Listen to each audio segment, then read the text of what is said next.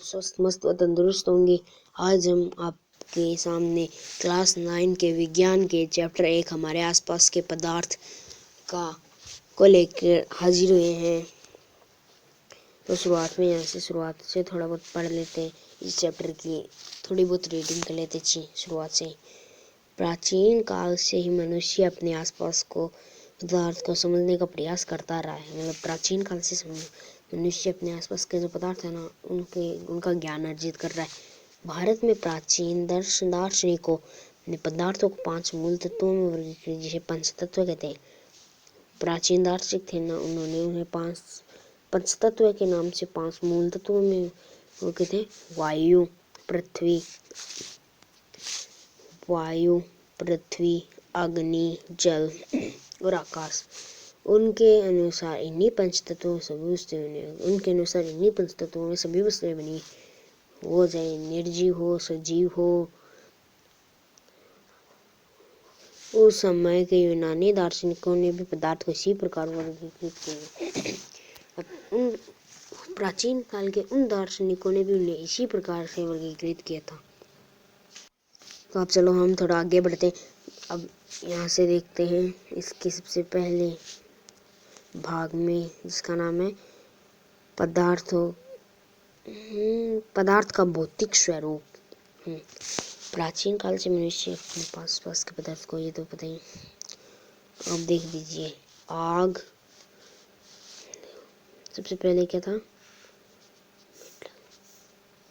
Water जल, would लकड़ी, जल, धातु, अर्थ और आग। ये 5 तत्व हैं, पंचतत्व है। नीचे बढ़ते हैं। चलो सबसे पहले हमारा पदार्थों का भौतिक स्वरूप, यहाँ से शुरू करते हैं। बहुत समय तक पदार्थ की प्रकृति के बारे में 2 विचारधाराएं चलती थी। मतलब पुराने समय में पदार्थ ऐसा लगता कि 2 प्रकार के होते थे। एक विचारधारा का यह मानना था कि पदार्थ लकड़ी के टुकड़े की तरह सतत होते हैं। कि एक विचारधारा, कुछ लोग मानते थे कि पदार्थ कठोर होते हैं, लकड़ी के सॉलिड होते हैं, परंतु अन्य विचारधारा का मानना था कि पदार्थ रेत की तरह कणों से मिलकर बने होते हैं। दूसरे लोगों का मानना था कि पदार्थ रेत से बने होते हैं। जब हम जल में नमक घोलते हैं तो नमक के कण जल में कणों के बीच रिक्त स्थान में समावेशित हो जाते हैं।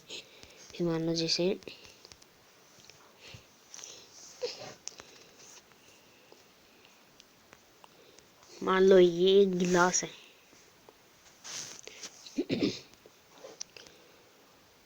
और आसमानी रंग का, इसमें यहाँ तक पानी भरा हुआ है।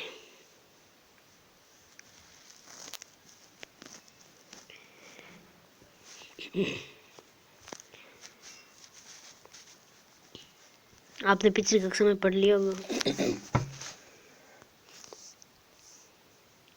कि गैस के कण थोड़े दूर रहते हैं, जिसके कारण उनमें क्या होता है, वो रिक्त स्थान पाए जाते हैं, थोड़ी दूरी पाई जाती है।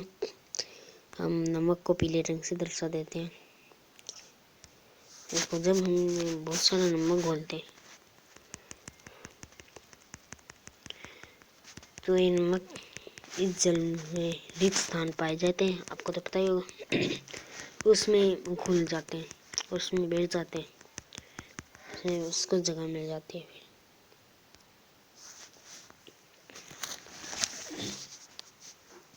पदार्थ के कण इतने छोटे होते हैं कि आप उनकी कल्पना भी नहीं कर सकते। मतलब हम उन्हें नग्न आंखों से नहीं देख सकते। अब हमारा अगला टॉपिक है उसी चैप्टर में, पदार्थ के अभिलाक्षणिक गुण। उसमें पदार्थ के कण के बीच रिक्त स्थान होता है। तो आपको पता ही है, ये ठोस की स्थिति है, ये द्रव की स्थिति है, ये किसकी स्थिति है। नमक, शर्करा, डेटॉल या पोटेशियम परमैंगनेट के कण समान रूप से पानी में वितरित होते हैं। मतलब वो पानी में वितरित होते हैं क्योंकि रिक्त स्थान में भर जाते हैं। इसलिए इस प्रकार जब हम चाय, कॉफी या नींबू पानी पीते हैं तो एक पदार्थ का कण दूसरे पदार्थ के कणों में रिक्त स्थान में समावेशित हो जाता है। मतलब घुल जाता है। यह दर्शाता है कि पदार्थों के कणों के बीच पर्याप्त रिक्त स्थान होता है। जब हम नमक घोलते हैं तो नमक के कण जल के कणों के बीच रिक्त स्थान में समावेशित हो जाते हैं। पदार्थ के कण से आप ही एक दूसरे के साथ अंतर मिश्रित हो जाते हैं। ऐसे कणों के रिक्त स्थानों में समावेशित के कारण होता है। आप यहाँ पे समावेशित के स्थान पर समावेशित कर लेना। आगे बढ़ते हैं। पदार्थों के कण निरंतर गतिशील होते हैं। अब हमारा इस पदार्थों के लाक्षणिक गुण में हमारा दूसरा टॉपिक है, पदार्थों के कण निरंतर गतिशील होते हैं। पदार्थ के कण निरंतर गतिशील होते हैं अर्थात उनमें गति जड़ता होती है। जैसे कि हम जब मान लो एक पतीला है, उसको गैस स्टोव के नीचे हम गर्म करते हैं, उसमें दूध के कण मान लो उसमें पानी हो तो वो इधर उधर बुलबुलों के रूप में उछलने, मतलब उनमें ऊर्जा मिल रही है, वो कण गति करते हैं उसमें।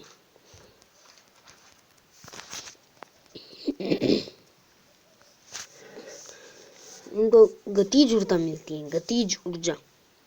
तापमान बढ़ने से कणों की गति तेज हो जाती है, इसलिए हम कह सकते हैं कि तापमान बढ़ने से कणों की गतिज ऊर्जा भी बढ़ जाती है। दो विभिन्न पदार्थों को कणों का स्वतः मिलना ही विसरण कहलाता है। ये याद रख लेना, इम्पोर्टेंट टॉपिक आ गया।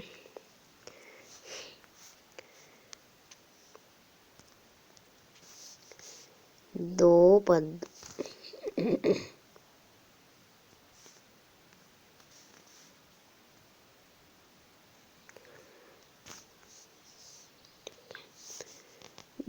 विभिन्न पदार्थों की कणों का स्वतः मिलना ही विसरण कहलाता है।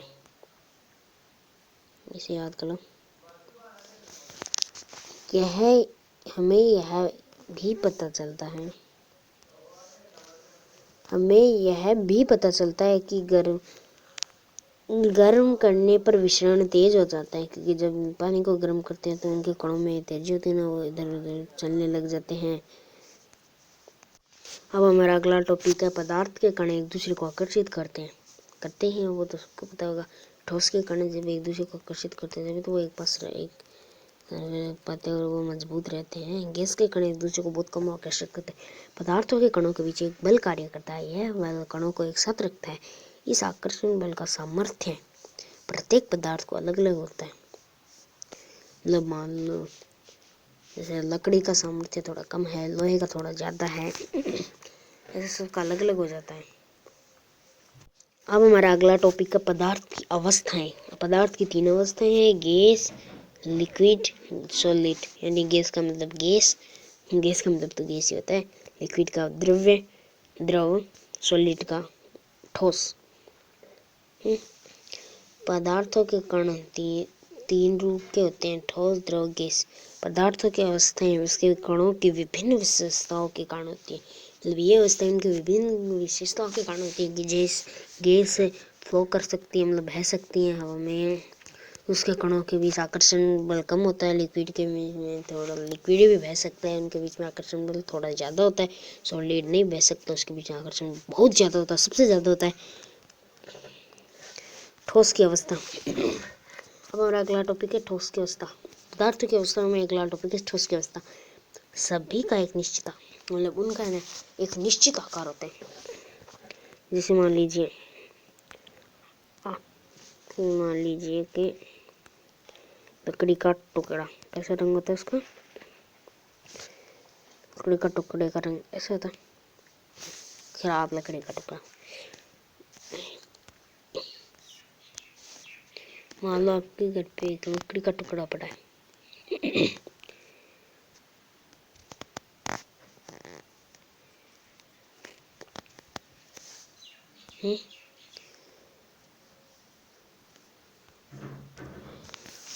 फिर निश्चित आकार होता है। मतलब ये तो आप फ्लो तो कर नहीं सकता, बह तो सकता नहीं ये लकड़ी का टुकड़ा। फिर इसकी स्पष्ट सीमाएं होती हैं, मतलब इसकी ये देखो यहाँ पे बाउंड्री देखो स्पष्ट है, दिख रही है, जबकि पानी में आपको ऐसा नहीं दिखता है, पानी की स्पष्ट बाउंड्री नहीं होती। एक मिनट में वापस से बना देते हैं। कैसा था लकड़ी का रंग? ऐसा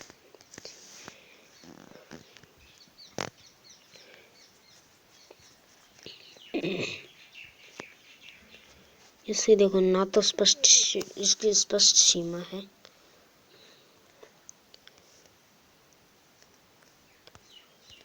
इसकी सीमा भी स्पष्ट है। देखो ये भी दिख रही है। ये निश्चित आकृति है इसकी तथा स्थिर आयतन यानी नगण्य संपीड़िता, इसे आप दबा नहीं सकते। जैसे फोम का टुकड़ा होता है उसे तो आप दबा के ऐसी आकृति बना सकते हैं उसकी, लेकिन इसको आप ये ऐसा का ऐसा ही रहता है। बाह्य बल लगाने पर भी ठोस का आकार बनाए रखता है। मतलब आप इसको कैसे मारे, अगर आप इसकी ताकत से अधिक बना रहे तो भी ये टूट सकता है, लेकिन ये पिचक नहीं सकता। बल लगाने पर ठोस टूट सकते हैं लेकिन इनका आकार नहीं बदल सकता। ये दृढ़ होते हैं, मतलब मजबूत होते हैं, बहुत मजबूत होते हैं। अब इसी में पदार्थ का इस्तेमाल में हमारा अगला टॉपिक है द्रव या अवस्था।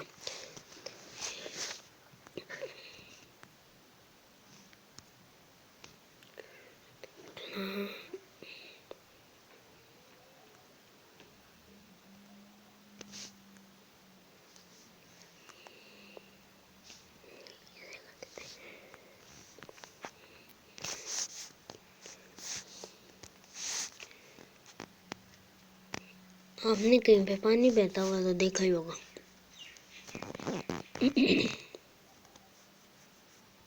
इसके लगभग ऐसे आकर ऐसे बहता है। ये भी पूरा अच्छी तरीके से नहीं बनाया है।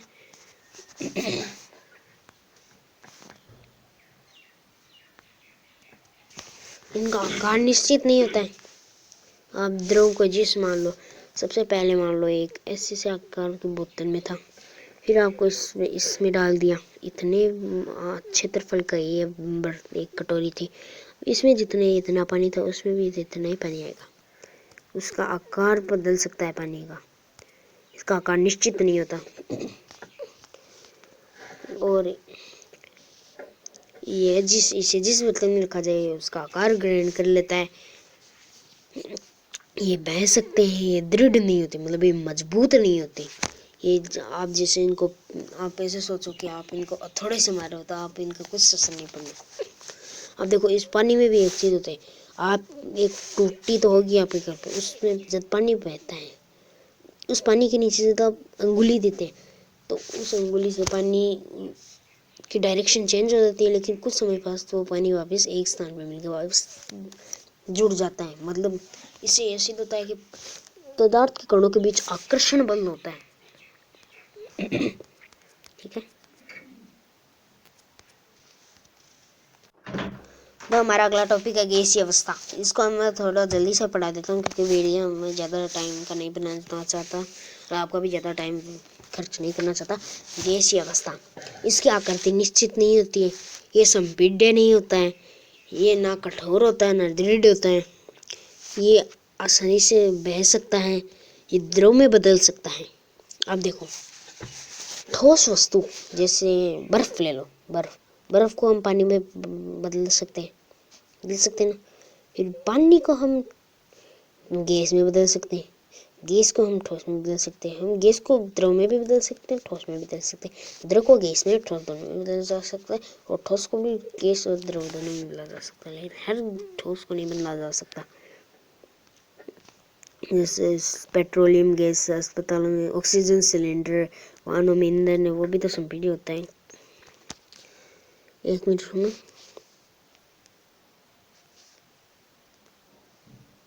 नहीं होगा क्या? अगला टॉपिक पदार्थ की अवस्था परिवर्तन। पदार्थ की अवस्था परिवर्तन कर लेता है जब पदार्थ तीन अवस्था ठोस द्रव गैस, ये तो पता है। अब मैंने पिछले वीडियो में बता ही दिया था कि पदार्थ अवस्था चेंज करता है, गतिज ऊर्जा पिघला कर देती है। हाँ देखो तापमान, ये इम्पोर्टेंट उनसे नहीं याद करें, उसको तो आपको कोई जरूरत नहीं है। तापमान पर ठोस पिघल कर द्रव बन जाता है, वह इसका गलनांक कहलाता है। मतलब ठोस का पिघलना ही गलनांक, ठोस पिघल कर द्रव बन जाता है, गल जाता है। ऐसे समझ लो कि गलता, पानी में गलता है तो ठोस पानी हो जाता है, पानी हो जाता है, उसे गलनांक कहते हैं। फिर अगला है तापमान की माप केल्विन से सेल्सियस में बदलने के दिए हुए तापमान से 273 घटाना चाहिए और सेल्सियस से केल्विन में बदलने के दिए हुए तापमान में जोड़ दें। मतलब केल्विन से सेल्सियस इक्वेशन आ सकता है, केल्विन से अगर सेल्सियस बनाए तो उसमें 273 जोड़ना घटाना होता है, और सेल्सियस से केल्विन बनाए तो जोड़ना होता है 273। फिर अगला जाता है मेरा वायुमंडलीय दाब पर 1 केजी ठोस को उसकी गलनांक पर द्रव में बदलने की जितनी उसमें आवश्यकता होती है उसे संकलन की प्रस्तुत ऊष्मा कहते हैं। 0 डिग्री सेल्सियस या 273 पर जल के कणों की ऊर्जा उस तापमान पर बर्फ के कणों की ऊर्जा से अधिक होती है। ये आपको एक प्रस्तुत ऊष्मा, इतना भी इक्वेशन आ सकता है, और इस पूरे का भी इक्वेशन पूछा जाता है, शायद तक कम आपकी बुक में भी होगा ये क्वेश्चन। वीडियो रोक लीजिए और इसे पढ़ लीजिए। हमारा अगला क्वेश्चन है वायुमंडलीय दाब पर वह तापमान जिस पर द्रव उबलने लगता है उसे उसका क्वथनांक कहते हैं। मतलब द्रव जब गैस बन जाए ना, भी नबी को क्वथनांक है भी, ठीक है ना, याद होगा। द्रव जब गैस बन जाए जब भी को क्वथनांक है भी। अगला આપણું ऊर्ध्वपात है, टॉपिक के नाम है अमोनियम क्लोराइड को गर्म करने पर वह सीधे ठोस में बदल जाता है। हाँ, ये भी सही है।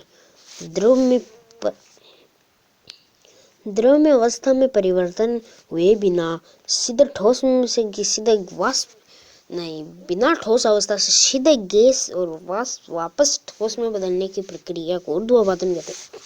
मतलब कोई ठोस वस्तु है, जैसे कपूर की गोलियां रखती है ना, वो सीधा वाष्प हो जाती है, वो पिघलती थोड़ी ना है। फिर अगला दाब परिवर्तन का प्रभाव, घटक कणों के बीच की दूरी में अंतर होने के कारण पदार्थों की विभिन्न अवस्थाओं में अंतर होता है। कार्बन डाइऑक्साइड गैसों को उच्च दाब पर संग्रहित किया जाता है। जब वायुमंडलीय दाब का माप 1 atm हो तो ठोस CO2 द्रव अवस्था में आए बिना सीधे गैस में परिवर्तित हो जाता है। यही कारण है कि ठोस कार्बन डाइऑक्साइड को शुष्क बर्फ कहते हैं। कार्बन डाइऑक्साइड शुष्क बर्फ होती है, ये भी आप याद रख लीजिए। और फिर ये आ जाता है, ये भी एक इम्पोर्टेंट क्वेश्चन है, इसे भी वीडियो रोक के याद कर लीजिए, या फिर मैं बता देता हूँ। वीडियो रोक लीजिए, याद कर लीजिए, फिर चलो। एटमॉस्फेयर एटीएम गैसीय दाब में माप का मात्रक है। दाब का ऐसा ही मात्रक पास्कल PA है। ये वो उसको है हमारे किसमें आपके 10वें चैप्टर में है ये।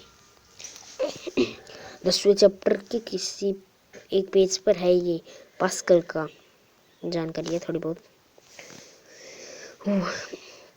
1 atm बराबर 1.01 गुना 10 की घात 5 PA पास्कल। वायुमंडल में वायु का दाब वायुमंडलीय दाब कहलाता है। वायुमंडल में वायु का दाब वायुमंडलीय दाब कहते हैं। ये तो एक जी क्वेश्चन है, इसमें क्या हार्ड है। समुद्र की सतह पर वायुमंडलीय दाब का एक एटमॉस्फेयर होता है, इसे सामान्य दाब कहा जाता है। मतलब समुद्र की सतह होती है ना, वहाँ पे वायुमंडल दाब डालता है, उसे सामान्य दाब कहा जाता है। अगला वाष्पीकरण, पदार्थों के कण हमेशा गतिशील होते हैं, कभी नहीं रुकते। गतिज ऊर्जा के कारण होते हैं, कारण गतिज ऊर्जा के कणों आकर्षण बल में मुक्त हो जाते हैं। मतलब जब उनको गर्म करते हैं ना, वो अपने को एक दूसरे की तरफ आकर्षित करना बंद कर देते हैं, एक दूसरे दूर जाना चाहते हैं। क्वथनांक गलनांक याद कर लेना, ठोस से द्रव में बदलना गलनांक, फिर क्वथनांक गैस द्रव से गैस में बदलना। फिर अगला टॉपिक हमारा एक और टॉपिक महत्वपूर्ण बिंदु है वाष्पीकरण की एक वाष्पीकरण एक सतही प्रक्रिया है। सतह क्षेत्र बढ़ने पर वाष्पीकरण की दर भी बढ़ जाती है। जैसे कपड़े सुखाने के लिए हम उन्हें फैला देते हैं, तापमान में वृद्धि, मतलब जब हम कपड़े फैलाते हैं ना, तब वाष्पीकरण की प्रक्रिया होती है, उससे पानी वाष्पित हो जाता है। आर्द्रता में कमी, वायु में विद्यमान जलवाष्प की मात्रा को आर्द्रता कहते हैं। वायु में जितनी मात्रा पाई, जलवाष्प की जितनी मात्रा पाई जाती है उसे उसकी आर्द्रता कहते हैं। ये किसी काम का नहीं है। ये वाष्पीकरण के दौरान कम हुई ऊर्जा को पुनः प्राप्त करने के लिए द्रव के कण अपने पास से ऊर्जा आवेशित कर लेते हैं। इस तरह आसपास से ऊर्जा के आवेशित होने के कारण शीतलता हो जाती है। वाष्पीकरण के दौरान जब ऊर्जा कम हो जाती है ना, तो द्रव के कण पास आ जाते हैं, जिससे ऊर्जा वापिस हो जाती है और हमें ठंडी लगने लगती है। ठंडी,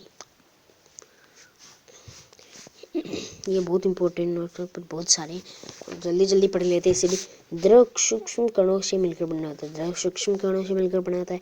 ये तीन अवस्थाएं होती हैं, आप पढ़ते हैं। ठोस कणों का आकर्षित बल सबसे अधिक है, गैसों में सबसे कम। द्रव कणों, ठोस में तो आकर्षण बल सबसे अधिक होता है, द्रव में थोड़ा से कम होता है, गैसों में तो होता ही नहीं। मतलब होता तो है, वैसे तो होता है लेकिन बहुत कम होता है। ठोसों के कणों को निहित कणों के न्यूनतम गैसों, ये तो पढ़ लीजिए वीडियो। ठोसों के कणों में ठोसों को निहित करने वाले कणों के बीच का रिक्त स्थान और गतिज ऊर्जा न्यूनतम गैसों के लिए यह अत्यधिक, किंतु द्रवों के लिए मध्यवर्ती है। ठीक है, ठोसों के लिए उनके कणों की अवस्था अत्यधिक क्रमित होती है, मतलब क्रम में सजी हुई थी। द्रव के कणों के एक दूसरे पे फिसल, मतलब द्रव की ऐसे उल्टी पलटी होती है। गैसों में तो कोई क्रम ही बनी है। बकवास चीज हुई तो सब काम की चीज को नहीं बात। उर्दू पाता परिवर्तन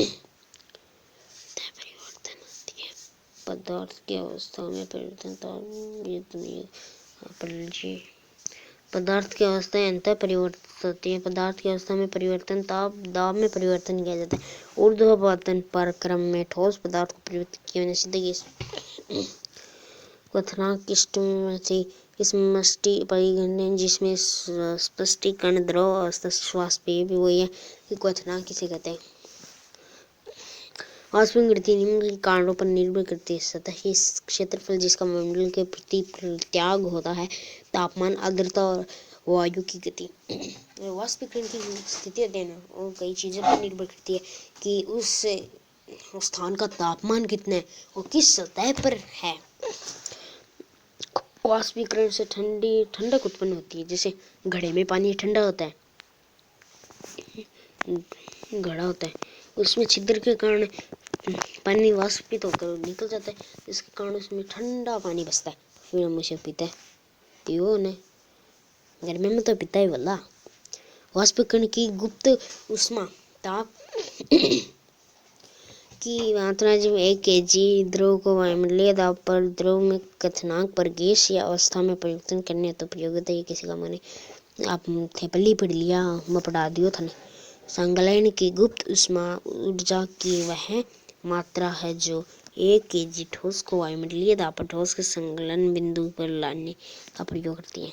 ये पढ़ लिया, मतलब गुप्त ऊष्मा मात्रा 1 kg वायुमंडलीय दाब पर ठोस बना दिया।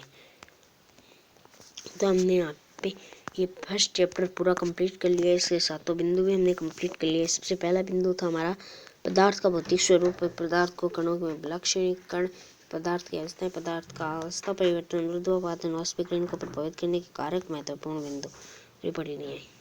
अगर आपको वीडियो पसंद है तो इसे लाइक, सब्सक्राइब और बेल आइकन दबाना मत भूलिएगा। थैंक यू, कर दीजिए जल्दी सी, समझ गए ना।